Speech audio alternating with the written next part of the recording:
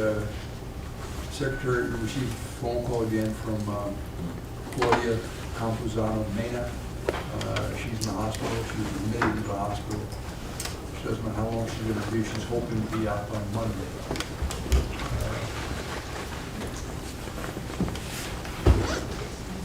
In any event, I wanted to bring that to your attention. I don't know where the other jurors are now. They're all here. All the other jurors are here. So my thought would be, I know we wanted to keep this on the panel last time, and we did. We adjourned to half the hour. But this time, a little different. She's admitted to the hospital. So, think about it. Let me know what you want to do. All right? Okay. Do we have a moment? Yep. Who's your next witness, by the way? The next witness is Danny Polo, which there's a couple of issues we need to address with the court on his appearance. Okay. What's that? Detective Polo is a member of the BSO Special or Strategic Investigations Division. He works numerous undercover operations, and he has had various instances in which there have been threats on his life. Because of that, he has always previously testified wearing things to conceal his identity but allow his eyes to be seen. So the state is requesting for him to be able to wear that, to be able to hide things with his identity that aren't easily changeable, so as to protect his safety. And that's the purpose that you gave me this case. It says something to that in here. I haven't read it. No, that is on a different issue. That was provided to defense counsel as well yesterday. There's been a discussion as to if they were going to stipulate to a portion of what the state would have to prove, or if the state was going to have to be able to get into all of the other areas regarding the gang affiliations and the other crimes committed by other gang members, which is what the case I provided to Your Honor states. That the state does have to prove multiple members and that they are also committed and engaging in criminal acts. And what authority would I have? Is there some case law where this happened before? For Detective Polo to testify as such? Yes. He has testified twice in Judge Usan's courtroom wearing this same headgear in the case of the state of Florida versus, I put the case in. No, I was asking if there was any appellate cases. I have not seen any, Your Honor, on this specific issue. He's testified before Judge Fine just last week wearing the same headgear in state of Florida versus Scott Peterson. The other one is state of Florida versus Trayvon Newsome. There's 3 other co-defendants as well on that case. Well, Judge, first of all, regarding that, I would like to see the outfit that he is supposedly going to wear to disguise himself. It's a violation of the Confrontation Clause of the U.S. Constitution. And the state should have, with all due respect, filed a motion giving us notice of that prior to bringing it up. Concerning that, there are several issues concerning that. And the Confrontation Clause deals with the demeanor of the witness. Can I stop you for a second? Huh? Can I stop you for a second? Yes. Regarding this particular witness, did you take his deposition? We did take this step. And was he wearing a mask then or not? Yes, Your Honor. Exactly the He same. was, but So let me stop. I'm just trying to figure out, is this the same type of mask that he's wore then he's going to wear now? Yes, Your Honor. I think the court needs to see it because it covers his entire face other than his eyes. So the jury cannot see and observe his demeanor at all. At all. I understand the court only wants to hear argument. No, I was trying to figure, counsel said he wanted to see what it was. I really want the court to see it. That's why I want to know if he took his deposition, if he was wearing a mask during the deposition. I just wanted to clarify 2 things. Mr. Adelstein is making the argument. One is that the record is clear that none of the threats that this witness, that were referred to by the state concerning this witness have anything to do with this defendant or this case. The other is to clarify that the state did not file a motion, but the state did give me notice yesterday evening. They raised the fact that this issue would be raised. If I may approach, Your Honor, this is a photograph from. I'd ask that you print that out and mark it as an exhibit. I can't print it in color in the courtroom, but I'm happy that's a June 12th photo from the Broward County Courthouse where Detective Polo was testifying in a different case.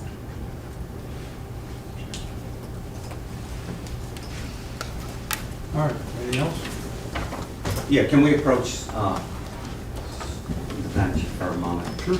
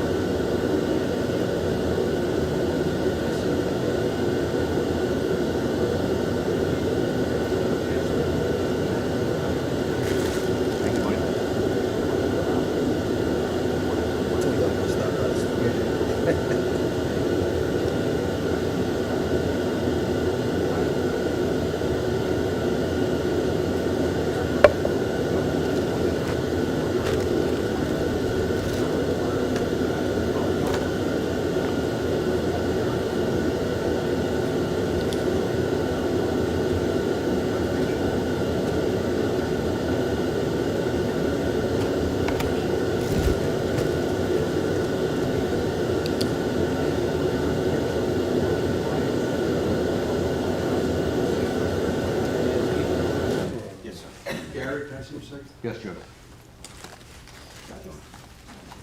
Where is it?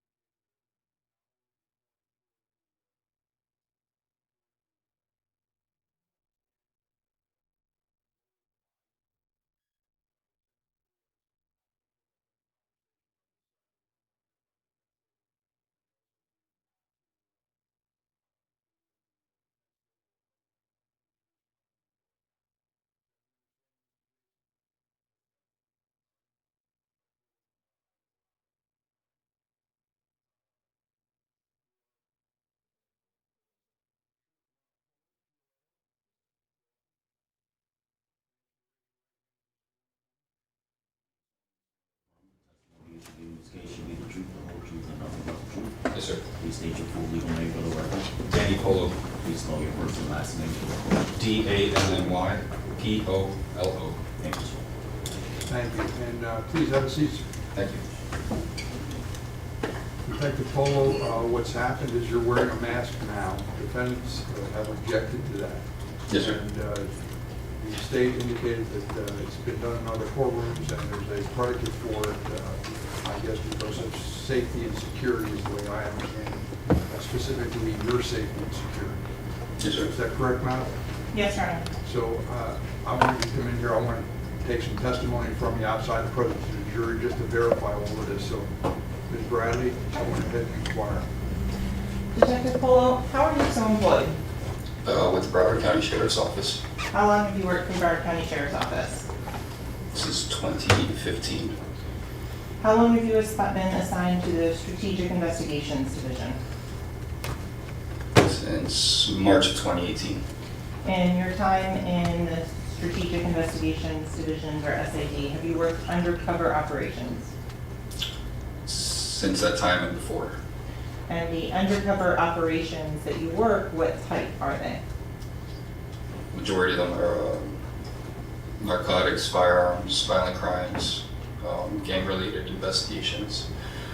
How many years did you spend specifically in the gang and organized crime section of the Strategic Investigations Division? From March of 2018 till 3 weeks ago.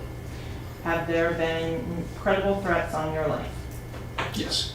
Is there currently a credible threat on your life? Yes. In terms of is there an amount of money assigned to the death of you that has been offered up? Approximately $50,000. In terms of your safety and security, why do you wear the mask for those reasons? To protect my family.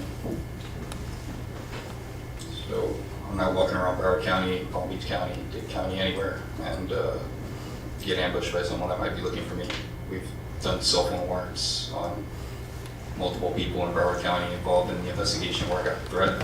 And outside of that investigation, there's photographs of deputies being sent around, people trying to figure out who I am and what I look like.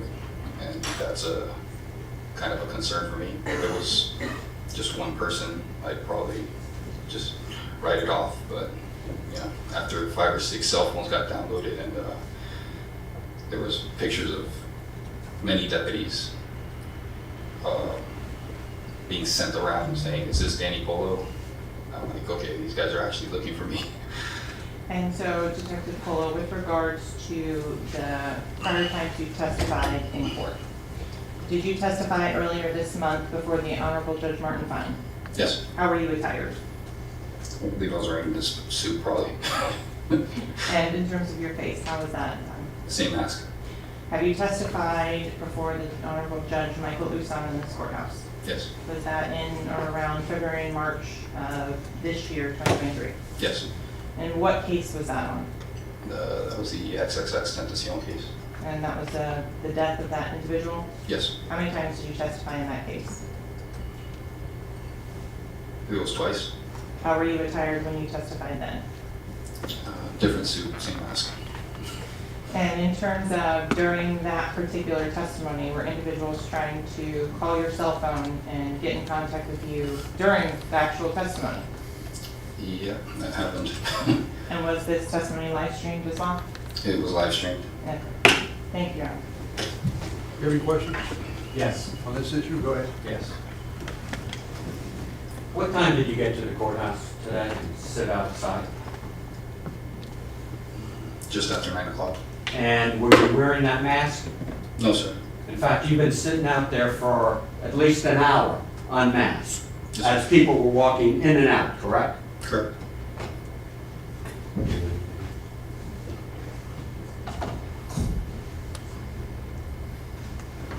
Are you the only expert in dealing with gangs in DSO? I believe I'm the only one that's testified as an expert at the Broward Sheriff's Office currently.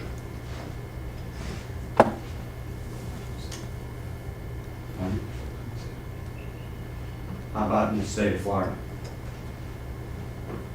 Do you know?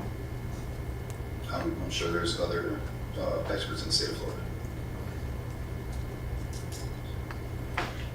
And for the last hour, you've been right outside this courtroom where the doors are, correct? Yes, Unmasked, yes, as people in this group, including myself, were walking in and out, correct? yes, sir. You weren't concerned about your safety then? No one knows who I was out there, and I was under the impression I wasn't going to be allowed to wear the mask, so I took that one on the chin. I have no further questions. Thank you. So, detective or deputy, I'm sorry, which is it? Detective Deputy, Regarding, you're telling me that you have fear for your safety. for my safety, but more for the safety of my family. And that's if your face was broadcast. Yes, sir. And you're indicating now that there is intelligence from BSO that there is some type of bounty or price on your life. I intercepted it on a court-authorized wiretap through the state of through Broward County. It was a wire authorized by Judge Siegel. We had a gang investigation. During that investigation, there was conversations about placing a bounty on my head, upwards of $50,000. And since then, we've, as I stated before, recovered several cell phones in that investigation and other narcotics investigations, firearms investigations, an investigation in South Carolina that is tied to Broward, where photographs of deputies were sent with my name attached to it. People trying to figure out who I am, what I look like. Thank you, sir. Thank you, sir. Can you step down just way outside?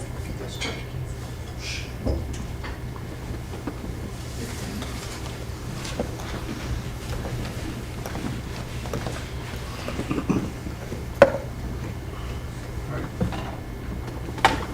We're in recess. Thank you, Your Honor. Don't go. It's not gonna be long. Do you know if the state, in those cases, filed any motion?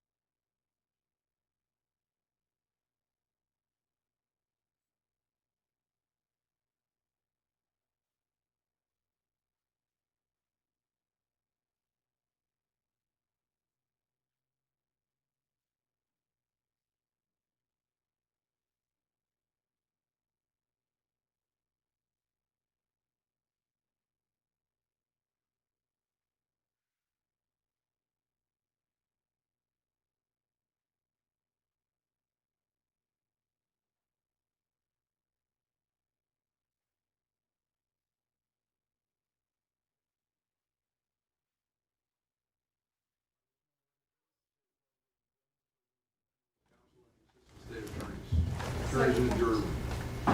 You all ready to proceed, counsel? Yes, Your Honor, do we have a ruling from the court on how we're going to proceed with this witness? Defense ready to go? Yes, sir. Yes. All right, so a couple things. Number one is, there's three different events, I guess, took place this morning. We started off with the complaint about the TV crew and monitoring in-trial conversation between attorney and client. Mr. Jason came up initially and indicated that the microphone was sensitive and picks up everything, and so I had told him to remove it. Then afterwards, they came back with his producer, whose name escapes me, indicated that there was a meter on the microphone that will adjust its sensitivity, and they will adjust its sensitivity so as not to pick up any phone or any discussion between counsel and the client. They also indicated that they would not show the screen or take during the session, have the camera pointed at defense counsel and or the defendant. It would only be as the jury is entering and leaving the courtroom. I thought that was a acceptable compromise with the understanding that they cannot capture any of the conversations, confidential, privileged communication between the attorney and client. They indicated they would make sure that didn't happen. And they're also going to adjust the location of the microphone the way it's pointed. The second issue that came up was the mask, and the detective, although indicates he's a police officer detective, operates undercover. There's a bounty on his life, was picked up in wiretap communication. He has fear for his safety of him and his family, and with the understanding this trial is being live streamed, I understand his fear for safety, and I understand the defense objection overruled. He'll be allowed to testify. This is something that I think, again, is trying to balance it, what we're doing. And my thought is that based upon the testimony of the detective, that this is would be an acceptable way to proceed. And I understand it's over the defense objection. The last thing has to do with the juror who's ill. This is Ms. Claudia Campuzano-Mena. And again, as I indicated, she was admitted to the hospital. I know defense counsel asked that we just wait for her and just adjourn and not be in session today, but I have no idea. This is the second hospitalization for her. She was not admitted the last time she was in the emergency room. And it was something that was, the way I understood it, dehydrated, something minor, food poisoning or something like that. But now she's admitted to the hospital because they, so it's a different situation. We have witnesses here. Juries already asked us questions about how long the trial's taking and when we anticipate it's going to be resolved. So my thought is we're moving on. Ms. Claudia Campuzano-Mena is going to be replaced by the alternate, whoever the first alternate is. All right? So you got your witness here? Yes, I just need to give a drive back from the defense and then husband in order to make sure they reviewed the evidence before the witness begins testifying. I also sent copies of all of the text messages and what she's relying upon as well. And so if there's any specific instances or any other changes in terms of the testimony from defense, if they wanted to say it provided the AK v. State case with regards to the fact that the state, as a requirement under this proceeding, has to prove that there are other individuals that are associated with a criminal street gang that are committing other such crimes. So the defense had mentioned about stipulating at certain points. So before I call the witness, I wanted to make sure we had a final discussion before the state proceeds forward as planned. Now, Judge, with respect to the series, I think it takes the form of 3 separate sets of exchanges. I actually think it's 4, but 2 are subsumed within one exhibit. With respect to those, we maintain our objection that it lacks the foundation to be introduced. We have presented the court with cases that for social media and text exchanges to be admitted, one party to that conversation needs to be brought in, or which is the preferable method, or there's some other method of establishing the receiver and sender, authenticating those communications to be what the state represents them to be, or the offering party, whoever it is. So we object on those grounds: lack of foundation and hearsay. Thank you. Well, this is a different hearsay objection. You're trying to offer them for the truth of the matter asserted? Yes, Your Honor. In terms of that, there is case law and approach on the copy to the defense. State v. Torres 304 7 3rd 781. This was a case in which the Honorable Marina Garcia Wood, Broward County bench excluded text messages and was found to be an error.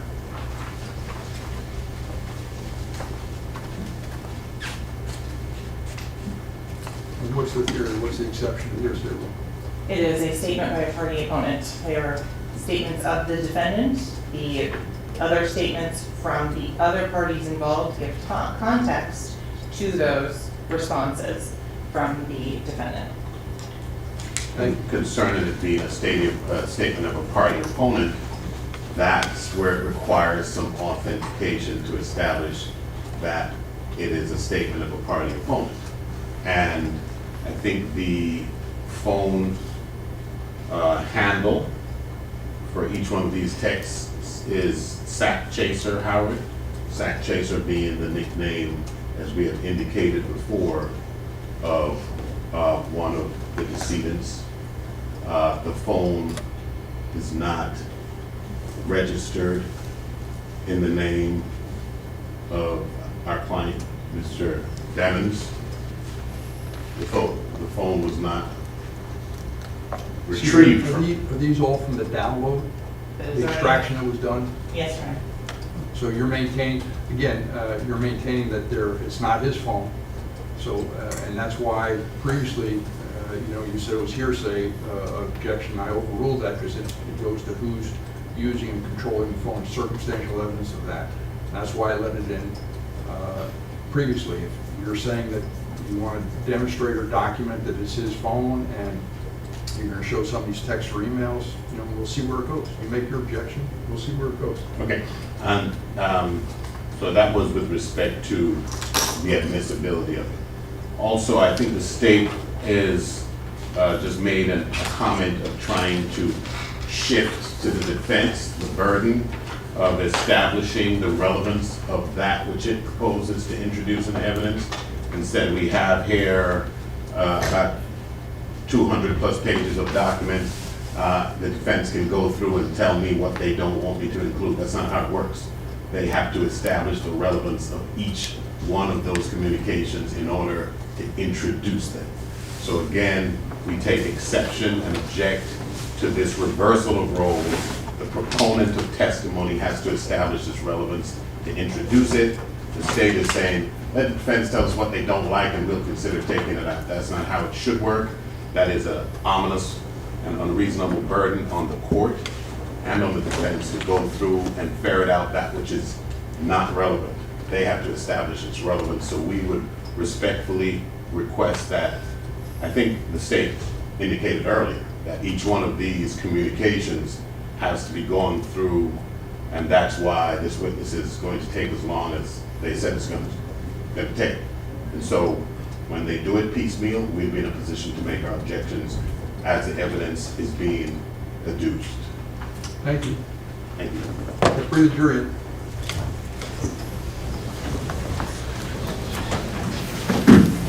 Get your witness, please. Yes, Your Honor.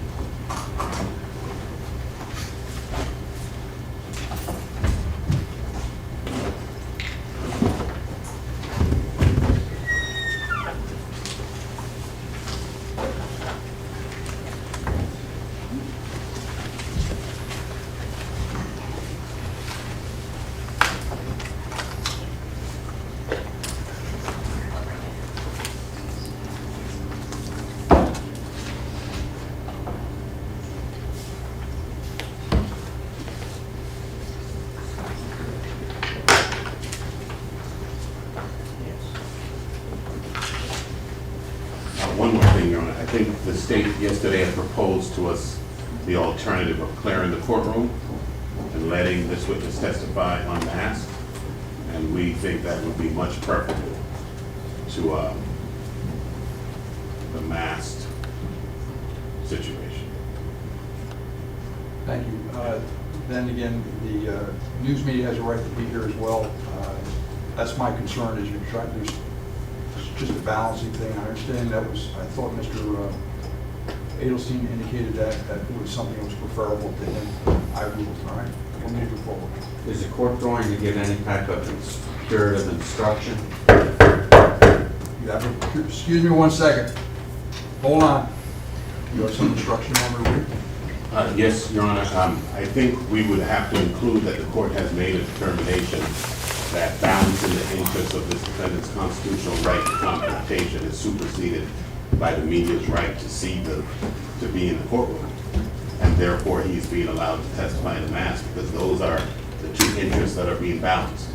This defendant's constitutional right to confrontation and have the jury have an opportunity to discern the credibility of the witness versus the right of the media to have a camera in the courtroom. And so we would want that to be a component of any instruction that's given to the jury, and we'd like time to craft one because the court just ruled, and we'd like to come up with one proposal. Go ahead. Okay, can we have some time? Now, counsel, you have a something short and sweet, you know, you make a recommendation. I don't want this to go on for an hour. It's already 10:30. I understand, sir, but this is extremely important. And we would ask for a 5-minute recess so we can fashion something. Thank you. Thank you. I'll adjourn 5 minutes. You have a seat.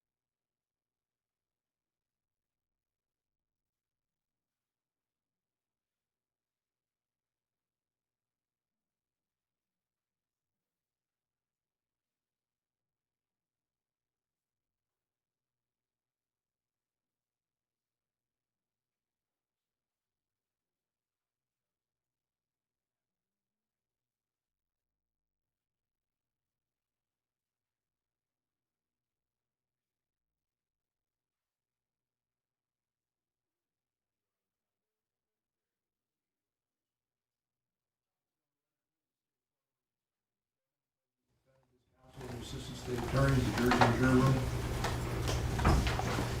Have you agreed on a jury instruction, guys? We have not agreed on, no. I didn't see counsels. I have some proposed instructions that I provided, and I'll read out loud for the court. Based on the court's ruling, the next witness will testify wearing a mask. You are to listen and read the evidence as you would any other witness. Thank you. Can I see that? Yes, Your Honor. Yes, sir. And you have one? We'd just like to say that would be impossible to do. Our proposed instruction is the court has ruled that the next witness will be permitted to testify with his face concealed with the exception of his eyes. The court has made this ruling because this witness has expressed that there have been threats made against his life by people unrelated to this case. Your jury instructions advise you to observe the demeanor and facial expressions of witnesses in determining their credibility. And obviously, you will not be able to do so in this case. You are permitted to take the compromise of your ability to view the witness's facial expressions into account in deciding how much weight to attribute to his testimony.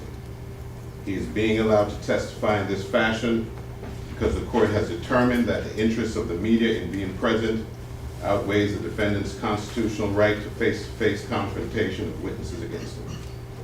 Thank you. That would be it. All right, Counselor, respectfully, I'm not, wouldn't be giving that instruction to the jury. All right, let's bring the jury in.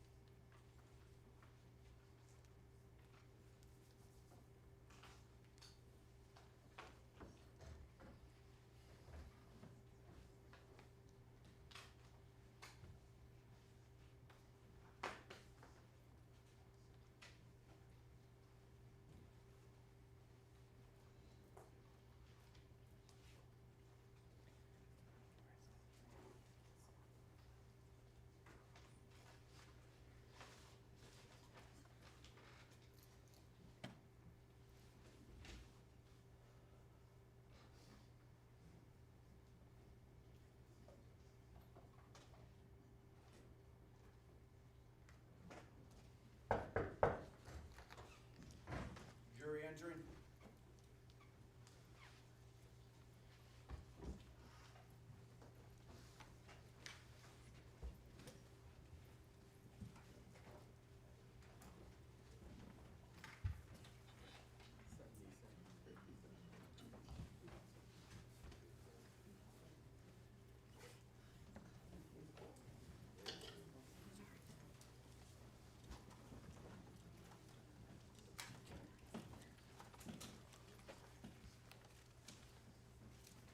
Gentlemen, thank you. Be seated. Let the record reflect the defendant, the defendants, his counsel, the assistant state attorney, ladies and gentlemen of the jury.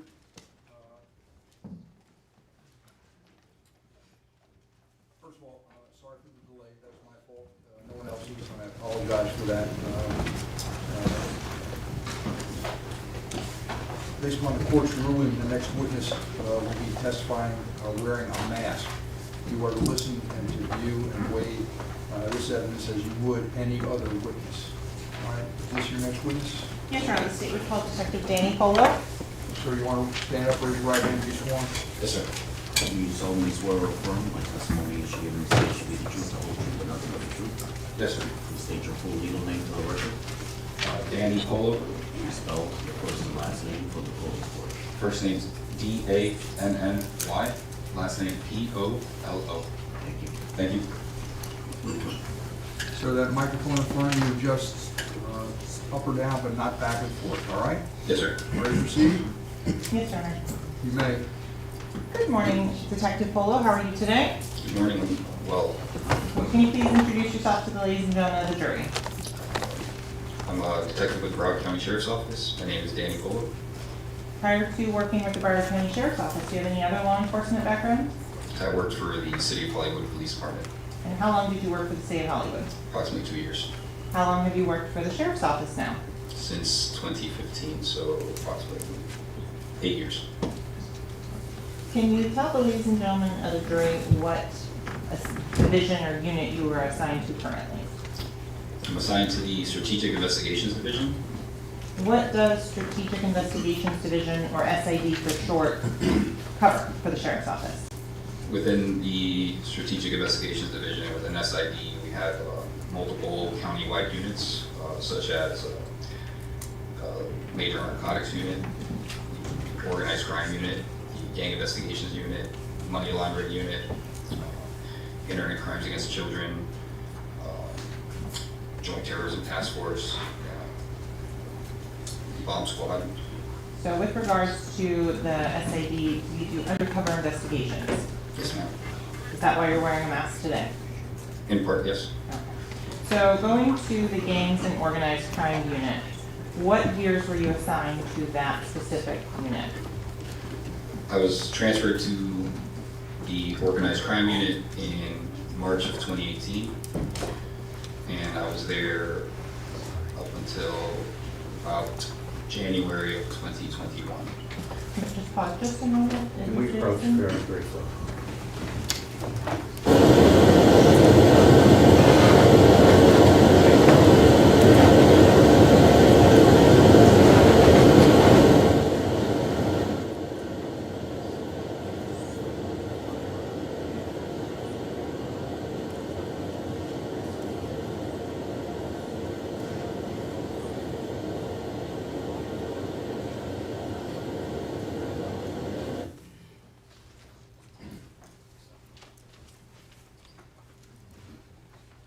Okay, Detective Polisar, we left off, you were talking about you've been in the Gang and Organized Crime Unit since 2018?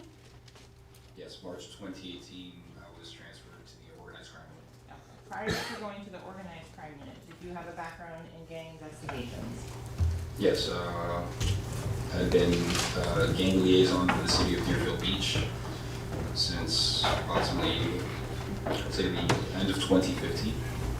And were you ever part of the Multi-Agency Gang Task Force, or MAGTAF? Yeah. What is that?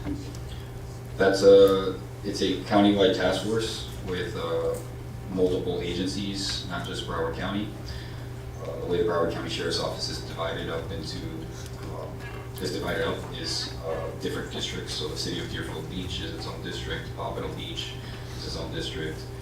All those districts have assigned liaisons that are to communicate with the Gang Investigations Unit, as well as liaisons for other jurisdictions such as Sunrise PD or Hollywood PD, the non-Broward Sheriff's Office districts.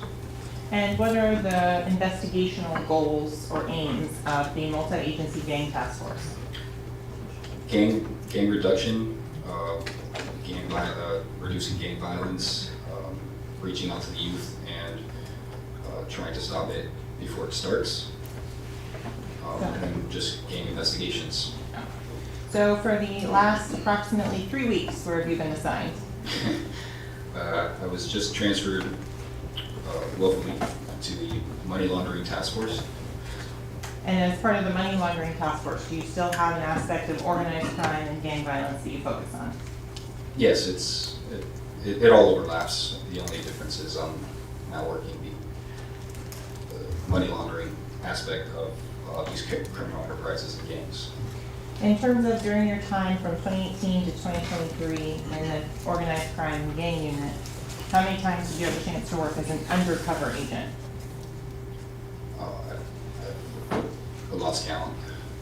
Many times I've done everything from street level narcotics deals all the way up to international narcotics trafficking cases, firearms cases, stolen property cases. More than 10? Yeah. More than 50? Yeah. Are you also credentialed by any other law enforcement agencies? I am a task force officer with the Drug Enforcement Administration, the DEA, and I'm also a task force agent with the Bureau of Alcohol, Tobacco, and Explosives, that's ATF. And in terms of your responsibilities for those two agencies, what are they? As part of being a task force officer for the DEA, I can conduct federal investigations related to narcotics. I can, instead of just charging and investigating cases on the state side and going through the state attorney's office or statewide prosecutor's office, I can file cases with the United States Attorney's Office like any other federal agent would. We have the same powers. And with the ATF, it's the same thing. The powers of the ATF would be the firearms violations. So I can work firearms investigations on the federal level. Okay, so you talked about doing gang investigations. What does a gang investigation entail? You initially start, a lot of times you start by, you get complaints from the neighborhood, whatever neighborhood is being affected by gang violence, or just you observe shootings that are happening in a certain area and you start looking into it to see if it's random or if there's something more organized going on. A lot of times we find that these violent crimes are being committed by members of criminal gangs, and once we've identified the criminal gang, the main goal is to identify which criminal gang it is. That way we know how to approach it. Some gangs are more structured than others. Some are very informal and don't have much structure at all. So Detective Full, if we could just go on a little bit on that, as the types of criminal gangs. Sure. Can you define for the ladies and gentlemen of the jury what would be a national organized criminal gang? So the national, they're called national gangs because they're found in multiple states. Doesn't mean every single state will have every single one of these gangs. So like most people see on TV, Bloods, Crips, Gangster Disciples, the Mafia,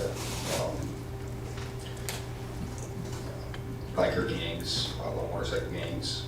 These are national gangs. They have chapters, sets, they call them sets, or lineups in multiple states, multiple jurisdictions, all over the country.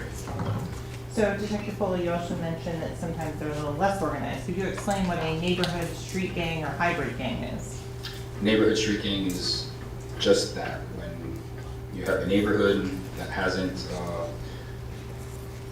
you have a group of 3 or more individuals involved in criminal activity, ongoing criminal activity, and they decide to take on common hand signs, colors, symbols, clothing, anything to unify them and show that they are a group.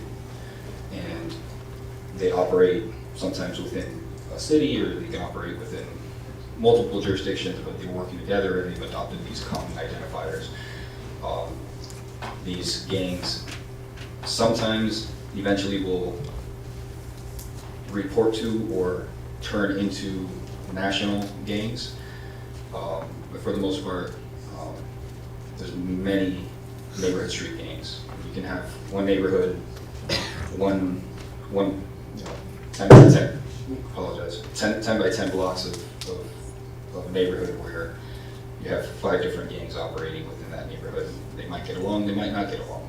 Okay, so in terms of the amount of time or resources that you put into a gang investigation, how long does it take? We work every case differently because some of these cases require years of investigation because the gang might be very, very structured, or just have a lot of financial support due to whatever crime they're committing, and those gangs are a little harder to tackle. So you have to invest a lot more time, a lot more money, a lot more resources into dismantling this type of organization. Some of the more disorganized gangs, it's a little easier. You can go out there and find out, first of all, what crime they're committing, whether it's robberies, burglaries, narcotics trafficking, or just low-level narcotic sales, firearms trafficking, or firearms sales. And then if they're very disorganized, it's easy. You just work individuals instead of the entire organization. You just start picking off different individuals, get criminal charges on the people you can, identify who within these less organized gangs has the most, the stronger presence, because there's always someone who's, they're not necessarily in charge, but the person that has the most respect, and you start trying to dwindle it down so that the violence stops.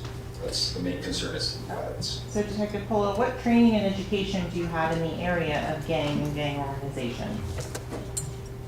At this point, I think I'm probably upwards of 500 hours of just specialized training in gangs, organized crime and money laundering. Like I said, it all kind of intersects.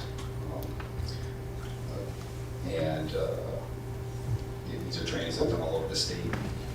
Do you have any certifications in the area of gang investigations and specialists? So I have a advanced gang specialist certification from the Florida Gang Investigators Association, and I have a gang specialist certification from the National Gang Academy. Can you explain how you are certified and what requirements you have to pass before you can be certified by the Florida Gang Investigators Association? Every year, the Florida Gang Investigators Association hosts conferences. During this week-long conference, they put on a multitude of classes. They bring in either reformed gang members or gang members that are currently in custody. We can do interviews with them. They'll teach you about what it was like for them to join these different types of gangs, why they join these different types of gangs, the risk factors for the youth,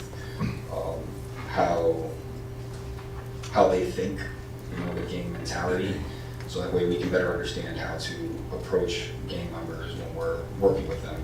Because a lot of times we're not just arresting them, we're also trying to, in a way, befriend them so that they maybe understand they need to stop doing what they're doing, because they're either going to end up dead or in jail, and neither one is good for anyone.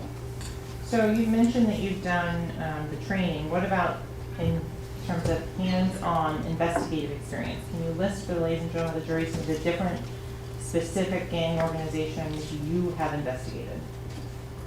So, for most people in the general public wouldn't realize it, but Broward County and many cities and counties have huge gang problems. They just operate under the radar. Broward County has almost every gang you can think of, from the Bloods, Crips, Gangster Disciples,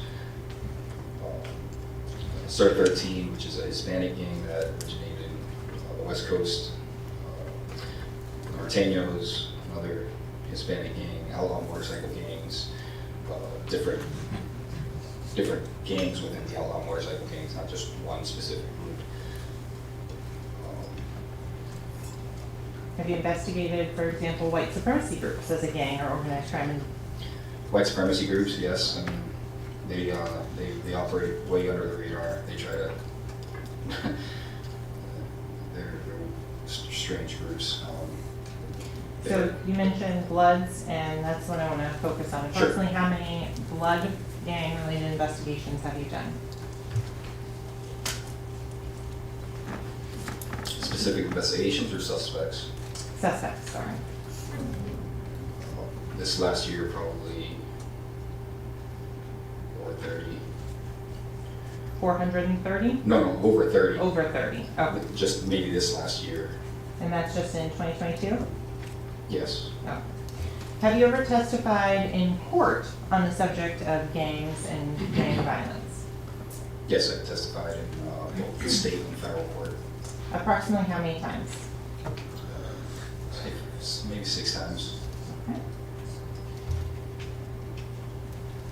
In terms of the sources of knowledge on gangs, you mentioned a couple at the conference, and interviews with documented gang members. Could you tell us a little bit more about those type of interviews and the different types that are out there?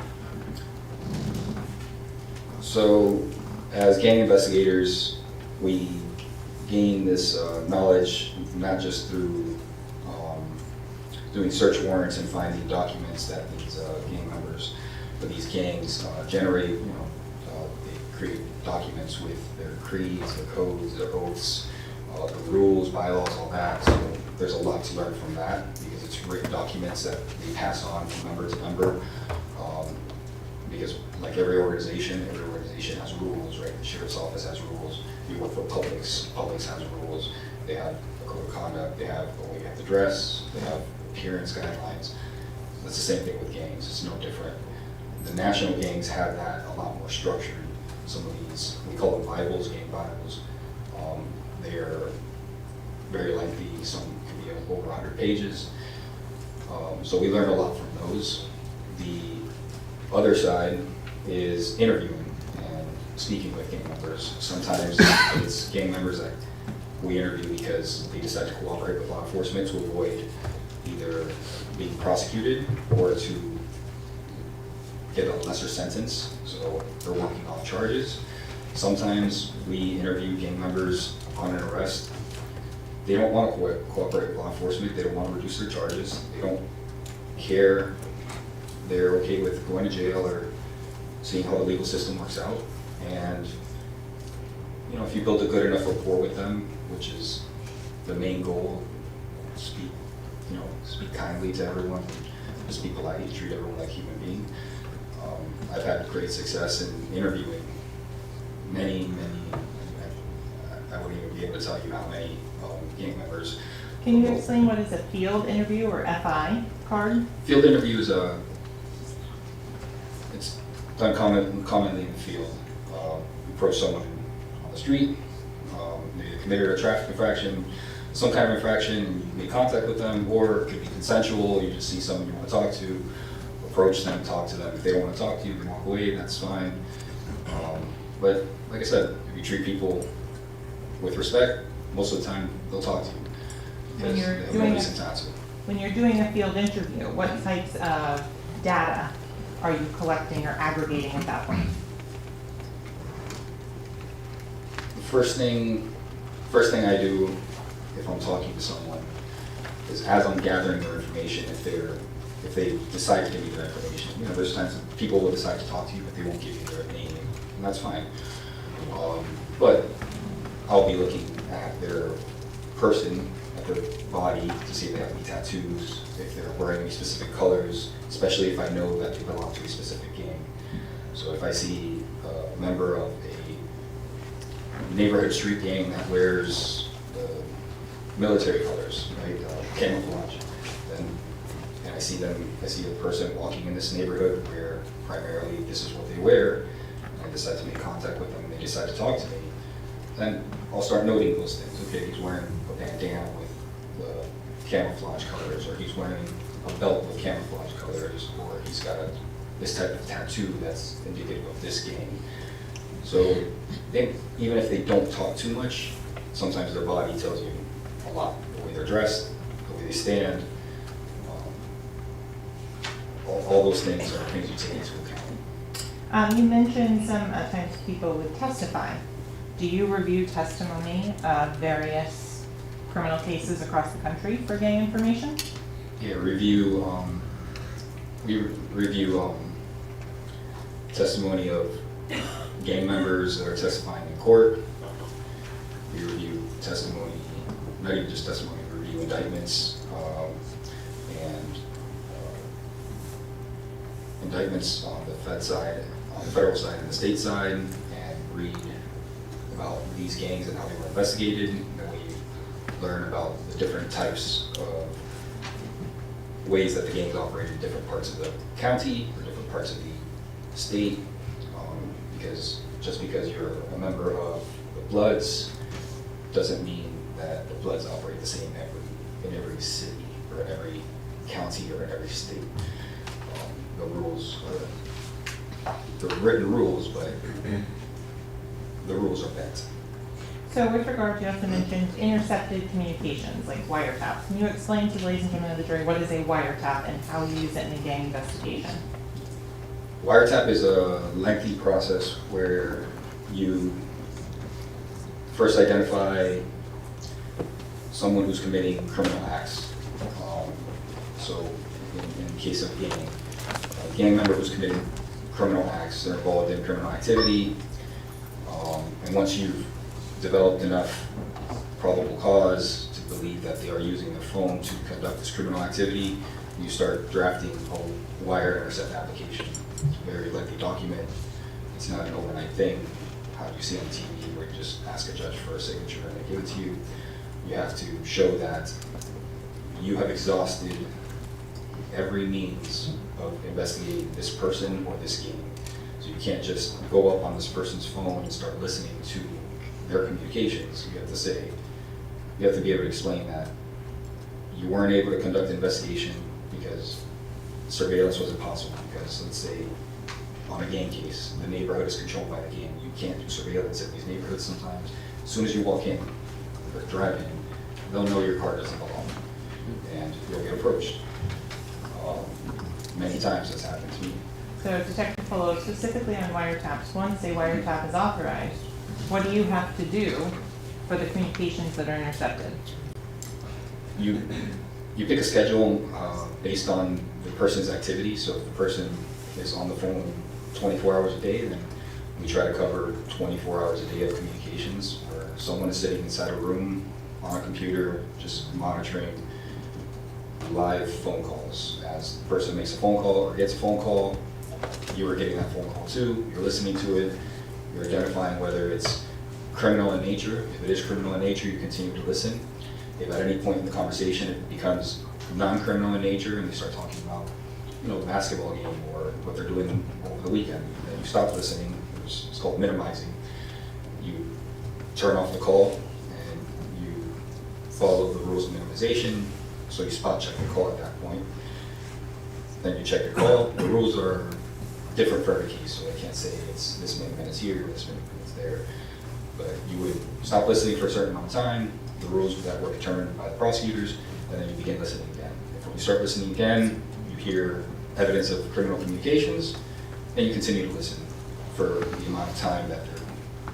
So Detective Polo, for a wiretap, how many hours do you think, can you tell the jury, you've spent listening to criminal conversations on wiretaps?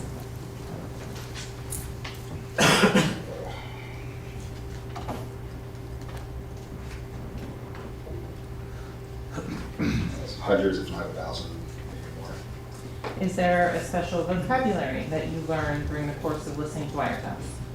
So every gang has every culture has their own way of speaking.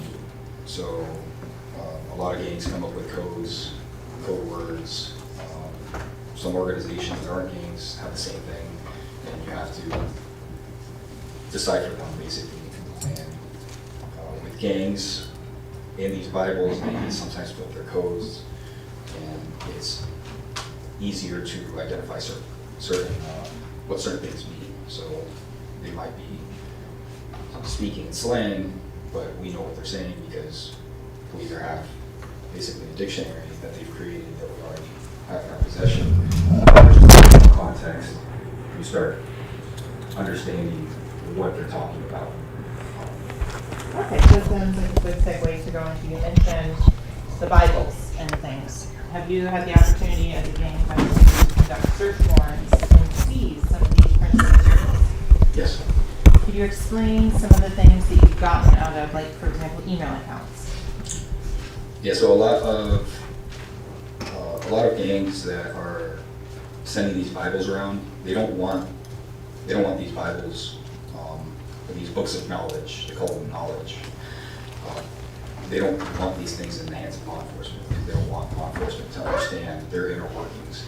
And sometimes every couple of years they'll revamp their books of knowledge and they'll change their codes. They'll change a lot of the rules.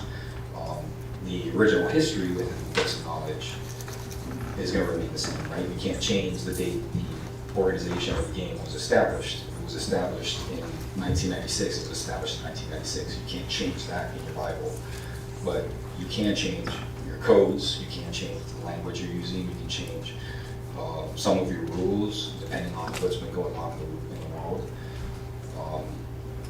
It's a lot of gangs. Most national gangs were started a long time ago in the 60s and 70s, and they were racially divided. Now, they're not. Now you have white people, black people, Hispanic people, Asian people, all working together in the same gang that used to just be a black-only gang or a white-only gang, not including white supremacy gangs and stuff like that. Those are Okay, so you mentioned sometimes Papers. it's seized through email accounts and surveillance on that. Mhm. What about the interception of cell phones or extractions of cell phones from known or suspected gang members? So if we have enough probable cause to seize a cell phone during an investigation, and it's let's say a gang member's cell phone, we'll do a download of that cell phone, make a copy of it basically, and then we can go through the content of that cell phone. Sometimes we can do the entire phone, sometimes just specific things that you're looking for. And in those phones, it contains, a lot of times it'll contain photographs of these books of knowledge, because that's how they're also sending it to each other. You need to learn this oath, here's a picture of my knowledge. Or it's just communications back and forth, and just texting each other and explaining to each other, this is what you need to know when you talk to this next person who's gonna quiz you on your knowledge. And if you don't know your knowledge in these national gangs, there's usually some repercussions. Maybe early on in the gang when you're brand new, they take it a little easier on you. But as time progresses, the more time you spend in these gangs, you're expected to know these things off the top of your head, and you can't mess up. So when you say things you're supposed to know off the top of your head, are there questions and required responses? Yeah, so that's something that a lot of gangs do. It almost feels like they all kind of copy each other. There will be greetings, and the greeting has a specific response. And the purpose of that is to know if someone is really a member of this gang. So a lot of times gangs have national gatherings where they'll host a large event for all the gang members in the country. Whoever wants to come, to just come, meet, socialize, and network with other members of this organization. So as an example, there's a Bloods gang, Bloods set called 5-9 Brims. They host their national day on May 9th, because May is the 5th month. They're the 5-9 Brims. So May 9th, 5-9, it's all symbolic, right? So they'll meet up, and they'll usually go on videos, on live streams, and post up these events, and just everyone's wearing their colors, and you'll hear a lot of the language, you'll hear a lot of the slang, and that's another way that we pick up on how these gangs operate. So Detective Hull, you're telling this juror that people go and put criminal gang activity online? Well, the criminal gang activity would be the crimes. They're not, maybe sometimes they post up the crimes on YouTube to show that they're strong, or to instill fear in neighborhoods. But sometimes they're just showing their presence. Hey, we're here, this is who we are, this is what we wear, and don't forget that we're here. They're not necessarily doing anything illegal in those videos, they're just, it's a gathering. Is it illegal to be a member of a gang? No. How would you differentiate a criminal street gang versus the sheriff's office? Y'all wear the same uniform, you have a hierarchy at the sheriff's office. How would you differentiate that from a criminal street gang? So the definition per the statute, Florida state statute, and most of the statutes across the country read the same. It's a group of 3 or more persons with common signs, symbols, colors, identifiers, who are, as the primary activity, are engaged in criminal activity. So the key word is, as part of their primary activities, they are conducting criminal activities. Doesn't mean all their activities are criminal activities, but a good portion of them are. Okay. So to going back to a little bit more of your training and experience, you mentioned about the conferences and trainings that you've done. Approximately how many of those have you attended while you've been in the gang unit? I think my first conference was in 2016. I've attended every conference since then. The next conference is this August. I'll be attending the national conference in Chicago. I'll be teaching the courses at that conference. Can anyone sign up for that conference? People in the field, prosecutors, attorneys, law enforcement, corrections officers, victim advocates, youth counselors. So how many times have you taught at those types of conferences in the past? This will be my first time teaching at the conference. I teach at the Broward County Sheriff's Office. We teach the new recruits, the new deputies that are coming in. We teach them about the gangs that we have in Broward County so that they're not oblivious to what's going on around them. We'll show them a map of which gangs operate in which areas, what to look out for, hand signs, identifiers, tattoos. So that's something we teach to our recruits. We teach, I've taught at the Broward College at the Police Academy, where we taught the school resource officers, because gang involvement begins at a very young age for the most part. Most gang members join their gangs at early ages, 11, 12, 13, they're recruited very young. So school resource officers need to know what to look for so they can stop juvenile gangs from forming, because a lot of times these juvenile gangs that are starting in a school will then expand and join the larger neighborhood gangs or national gangs, and then that's when you start having problems, because the juvenile gang members have something to prove, and they usually get a little more violent. So you also mentioned some of the social media content before. Are there individuals who put out videos or commentary about gang activities? Yeah, we're in the era of social media, so everything's on social media right now. Gang members across the country are posting stuff that probably would have never been posted years ago. Their knowledge, history, things they did when they were incarcerated, how the gangs were formed, the leaders and the founders of these gangs that are now no longer in prison do podcasts and talk about how the gangs were formed, when they were formed, who did what kind of violence they had to commit, why they were created, whether they were created because they needed to form to protect themselves against another gang, or whether it was just they unified based on race or based on location, geographical gangs. We have that here in South Florida. So this is all publicly available, and it's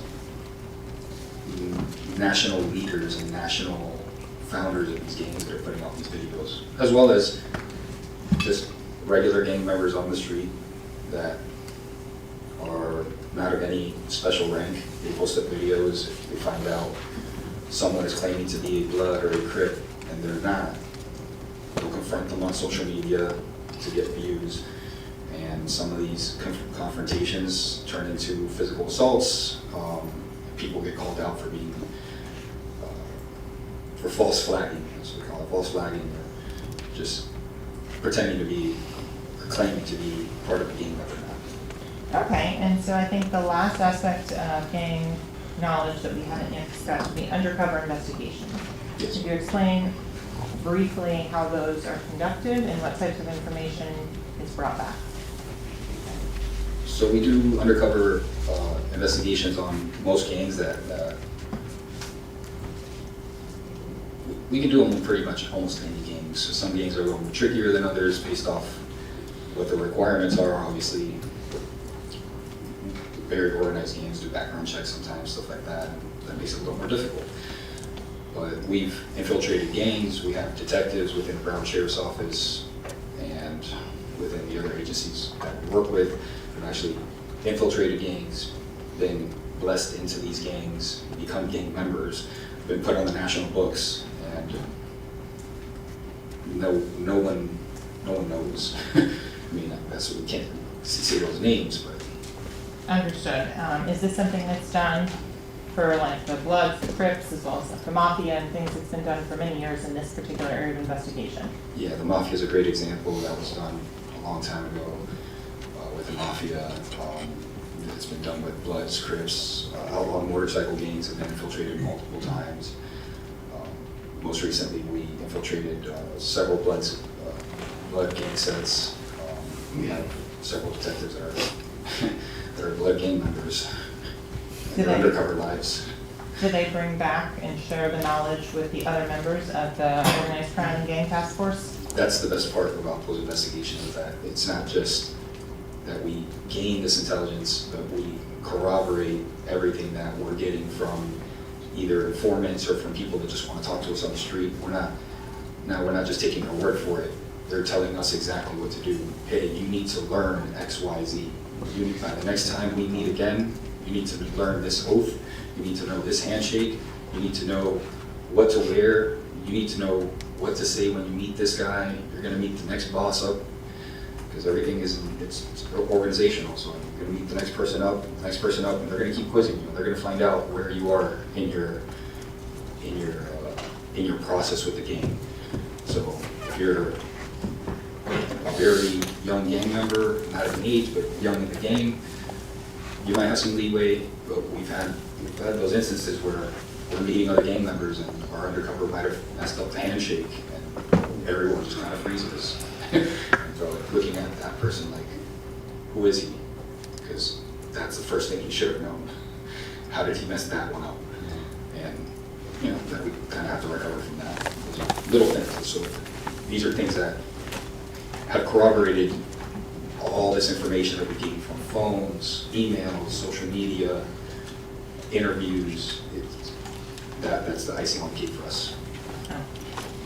You're just going to tender for defense to Voir in the area of expertise and gang knowledge. And Thank you. Counsel, before we do, we're going to take a short recess. Do not discuss the case, don't form an opinion about the case, don't allow anyone to discuss the case. And certainly no research, just leave your heads on your shoulders. Thank you, ladies and gentlemen.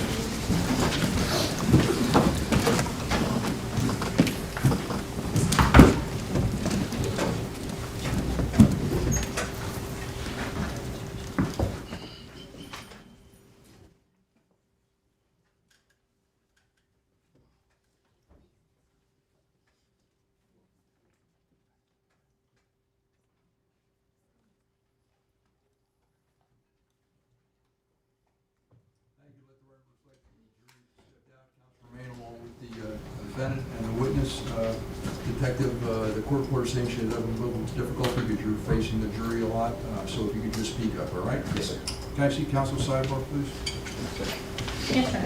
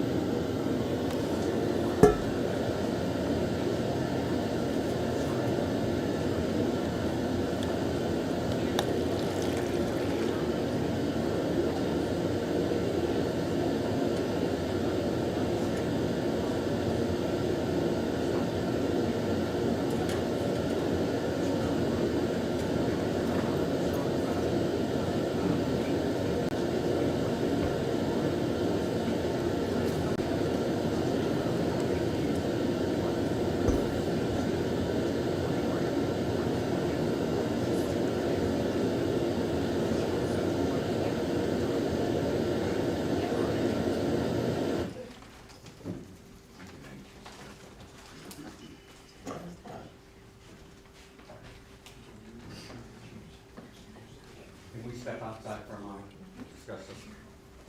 Thank you.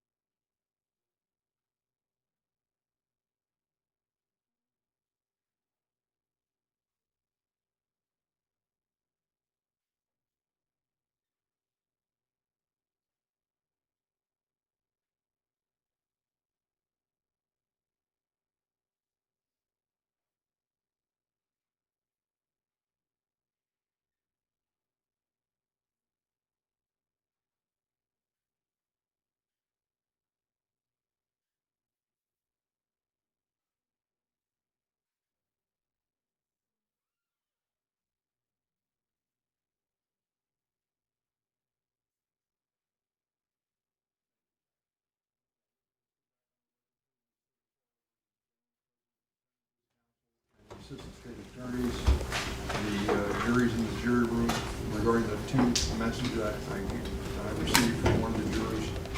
I don't know how you want me to proceed. The second message, we just took a break right away. She just said she needed a moment. So I don't know what you want me to do. Okay. We have a list of proposals in order. You talk to the state about anything?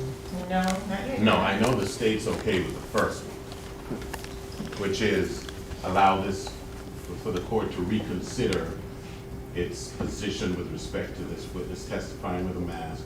The state had indicated to me yesterday that they would agree to him testifying without a mask. And as a matter of fact, I think the witness said that he anticipated that's what he would have to do. And the only proviso would be that the courtroom would have to be cleared and the phones of all people present during the testimony would have to be confiscated. We would suggest that that would be remedy number one that should be employed.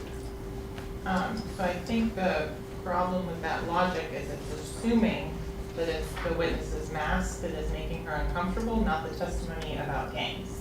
Because if she is uncomfortable and upset because she was robbed by a gang member when she was young, and that's the concern, we need to know that. So I think that's the first problem that we have, is we have to get the actual reason as to why she's concerned. Well, within context, the first note indicated that was a question.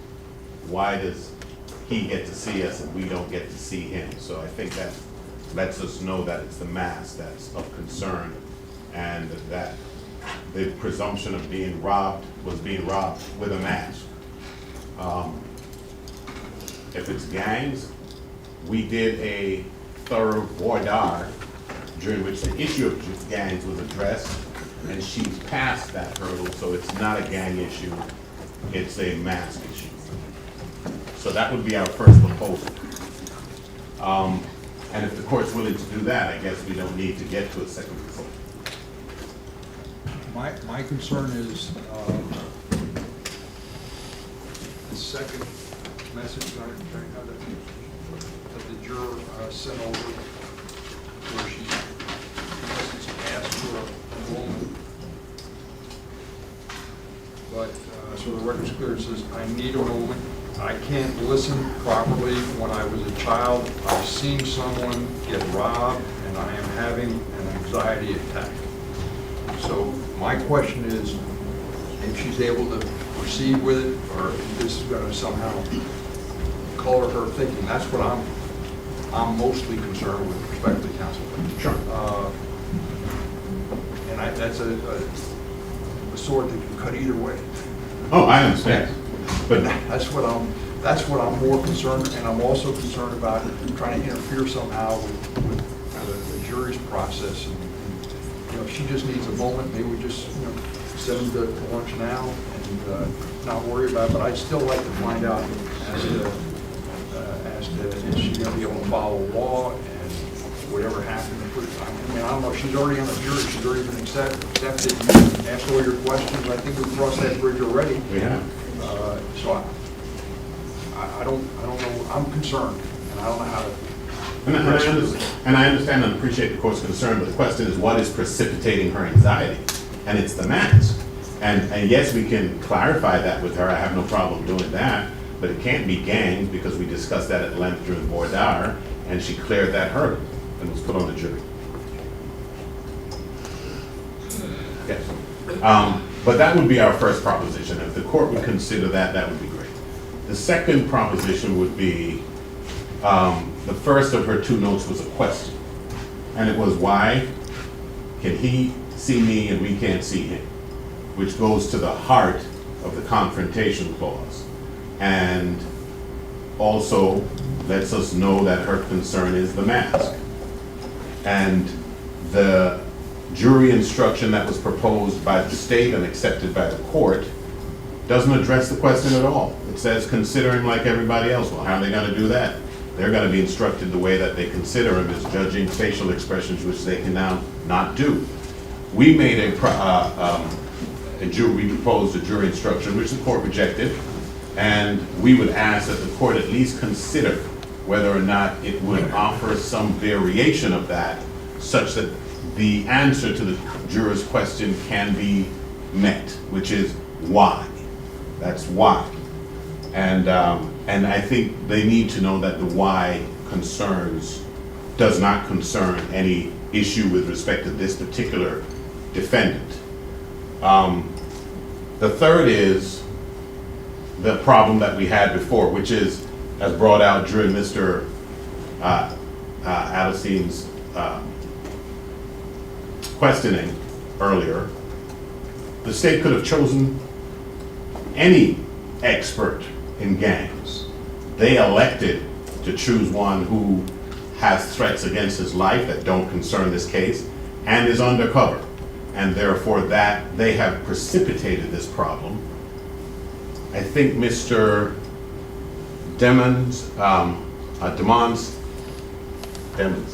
Mr. Melly, I think our client has a right to a jury of his peers, one which has been selected and is seated, and his right to both confrontation and to a juror that has been seated supersedes all of the rights of the media, of the state to have an expert or a witness who could have been, and when they could have chose any other expert. But our third proposition would be that we take the break and address this after lunch, after the jurors had an hour or so, and we then bring her in and see what her problem is. If it's not the mask, I'd be highly surprised, but maybe that's the first step. But we'd ask the court first to reconsider, and second, to reconsider letting him testify in this fashion, and second, to reconsider reading an instruction that gives the jury a little bit more than he's testifying in a mask, let's continue. If you have an instruction that's agreed to, I don't really have an issue with it. My issue was the way you drafted and crafted this instruction is that I'm telling the jury that I'm looking at the media's right to be here over his right to confront his accuser, and that's not the way the way it was crafted and worded to me was not the right way to handle it, and I wasn't going to do it. Okay. All right, so the second issue that you had is having the witness and, it was testify without a mask. I don't have any issue with discussing that further with the witness. I did this because he told me he was in fear for his safety and his family's safety, and this is what he does for a living, and I made my decision based on that because this is being live streamed. I don't know whether or not he would how he feels about it, and I guess that's subject to further discussion.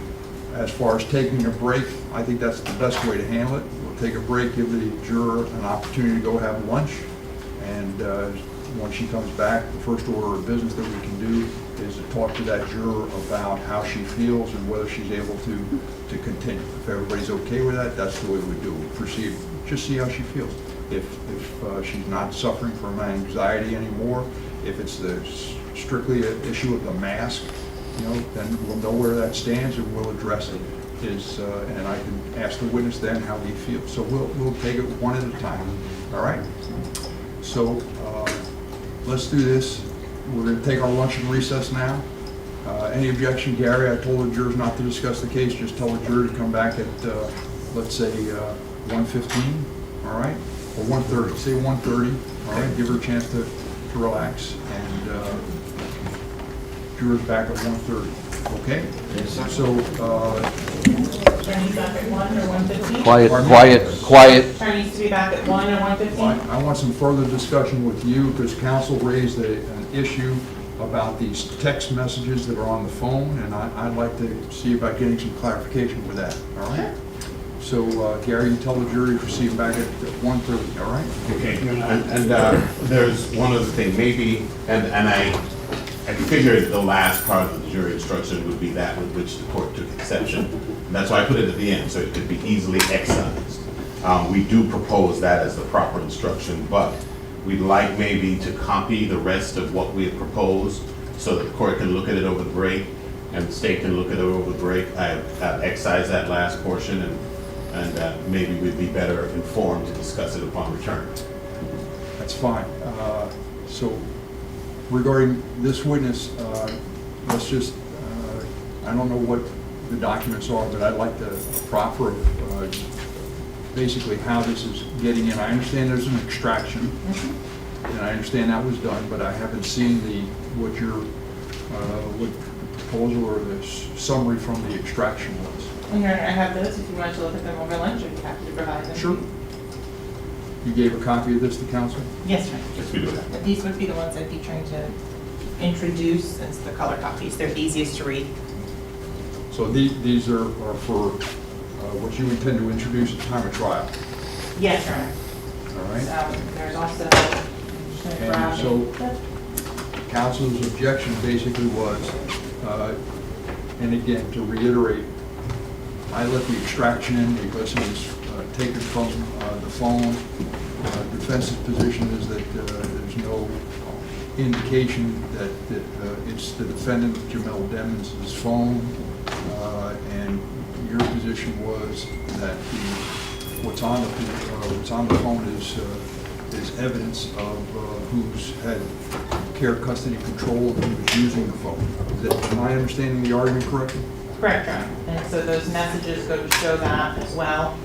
So there are some, for example, some pictures and things where pictures of the defendant and the other person involved in the chat are talked about, that they're acknowledging that is who is communicating with one another. One of those photos has already been introduced. That was the photo that was authenticated by Felicia Holmes. That was the photo of the defendant and Frederick Gibbons, which is also known as Frito Bang. That is the approximately 50-page statement that you have in front of you. Other ones include, there's photos of the defendant with other individuals that are identified, and they're also cross-referenced with the emails that are sent to the defendant's email and retrieved on that same phone, as well as hundreds of photos, selfies, screenshots of the defendant using that phone. With respect to the authentication, Your Honor, I think there's a little bit more nuance to our argument, which is it's not sufficient to say that the defendant used that phone at some point. I think there's ample evidence that that phone was used by more than one person. And the most poignant and striking evidence of that is that the phone comes back to the name Sack Chaser Howard. What that means, I know that my phone doesn't come back with the name Christine Bradley because I wouldn't do that. And I think that is a clear indicator that that phone was being used by others. And so the issue is not whether or not, if we can show that it was used by Mr. Demons at some time, everything comes in. The issue is if you want to get in conversation A, prove that conversation A, lay the foundation for conversation A. Prove that conversation A was being had between Mr. Demons and somebody else, and that would be at least some measure of authentication.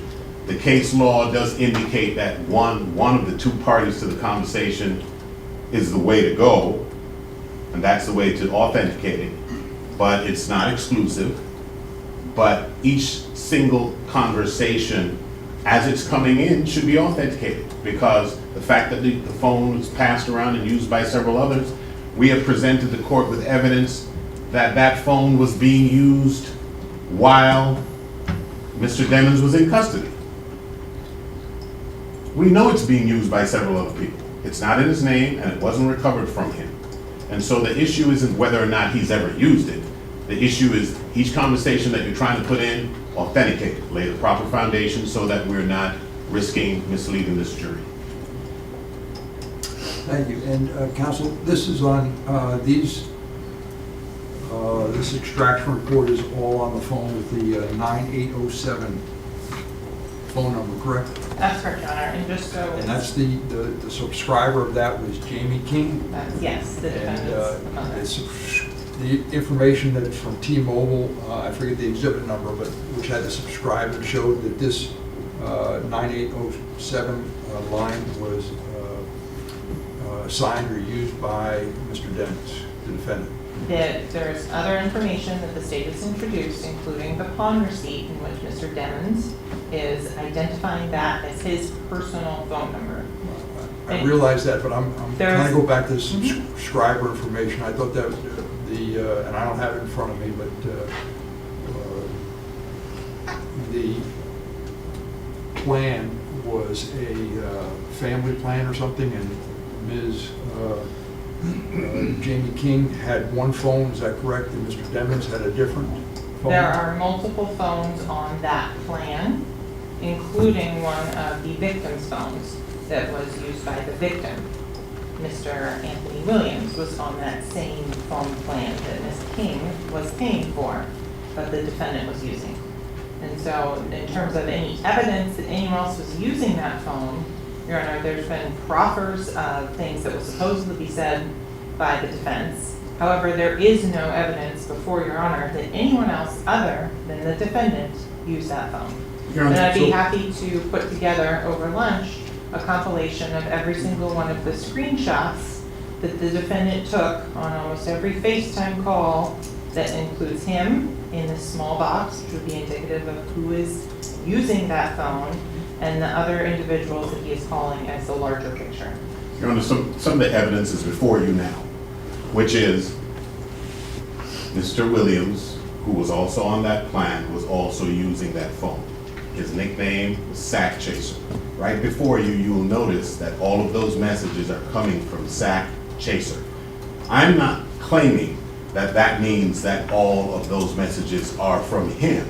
I am saying it's proof dispositive that the phone was being used by him at times, or that would never have materialized in that way. And this notion that you go to a pawnbroker, yes, maybe the day that Mr. Demmons was at the pawnbroker, he gave that phone number because he knew it was one he could reach. Just like last night when I went to go buy face cream for my wife, they asked, do you have a number with us? And I gave them her number because that's the number that is associated with our Walgreens account to get credits. And when I go to Total Wine and they ask me, I give my number. And that's how that works. And so the fact that he may have identified that as a phone that he could be contacted at when he did a certain pawn transaction is not dispositive proof that he's the exclusive user of that phone. The fact that Sack Chaser's name is associated with that phone is dispositive proof that he was using that phone. And the fact that the phone was being used after Mr. Demmons was incarcerated is also dispositive proof that the phone was being used by others. And the way that we can solve this is that the state can lay the foundation for each conversation they want to get in. And if they can't, it means they don't have the proof that it is him. If they can, then they do have the proof and it should be admitted. But that's all we have. Thank you. And the phone itself, when was the extraction done? The extraction was done February of 2019, I believe February 23rd or 28th, I don't remember exactly, it's on the analysis. The report that is generated, which is what's been put in evidence, is generated in June of 2019. This was the phone that the defendant's manager brought to the state attorney's office and was identified during that conversation by the defendant's manager as being the defendant's phone that he was given after the defendant went into custody. There are multiple messages and things that I'm happy to show the court because that item is in evidence, and I can put together a composite over lunch to show exactly the number of times the defendant is pictured on that phone, including the various accounts that have already been introduced, such as the Snapchat account, the email accounts, of which we have the Apple records and the certification on that. For those phones, that it comes back to YNWMellyBooking@gmail.com. And that email address, in the terms of when that was created, all of that is also subject to the search warrant, specifically which this witness looked at, which we can talk about the creation date of the account, which predates any of the activities in this case and all of the names that are associated with it of Jamel Demons. But you're telling me the phone was turned over to the state attorney's office or the police on or about the date when Mr. Demons was arrested? No, Mr. Demons turned himself in on February 13th of 2019. About 2 weeks later, his manager came to the state attorney's office to give a sworn statement and brought the phone with him. The That's passcode. Mr. Francois? Mr. Francois. The passcode to access that phone was given by this defendant in a jail call that I have, like I mentioned previously, to his mother, where he's telling her how to and what code is associated with the phone. That is how the state attorney's office, with the help of law enforcement, was able to get the full extraction that we have, because this defendant, on a recorded jail call, gave the passcode to his mother. A couple of things, Your Honor, in retort. One is if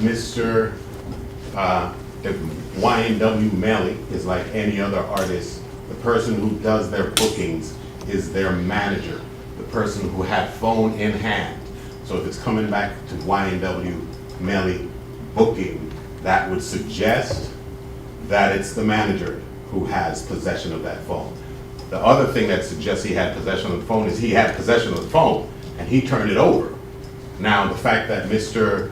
Demons knows the passcode is, again, not proof dispositive. That phone was being used by others while he was incarcerated. So other people clearly knew the password to the phone, or they could not have used it.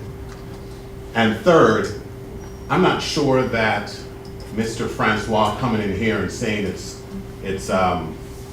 DeMons' phone would be sufficient. I don't know that that would not be some form of hearsay, but at least that might start to approach some sort of foundation. All the foundation that's required by law to be adduced and elicited and put into the record is coming from the state attorney's mouth at that desk, and is not in evidence. So all the things that she's saying establishes it as his phone are the very things that the case law and rules require be adduced before that jury. And so the fact that she understands that is evident from the fact that she is presenting it as the foundation for why she's trying to introduce this information. But this is not the forum to do it outside the presence of the jury. Do it in front of the jury if you have the witnesses, because otherwise it's hearsay. Her saying that Joe Blow told her that somebody else owns a phone is not legal foundation sufficient to satisfy the rules of evidence. All right, so counsel, I'd like to see what you have and show me, we'll talk about how you, what evidence you're gonna have introduced to authenticate it and how to come in, all right? So we'll see everybody back at, let's say 1:15, all right? Thank you. Thank you, sir.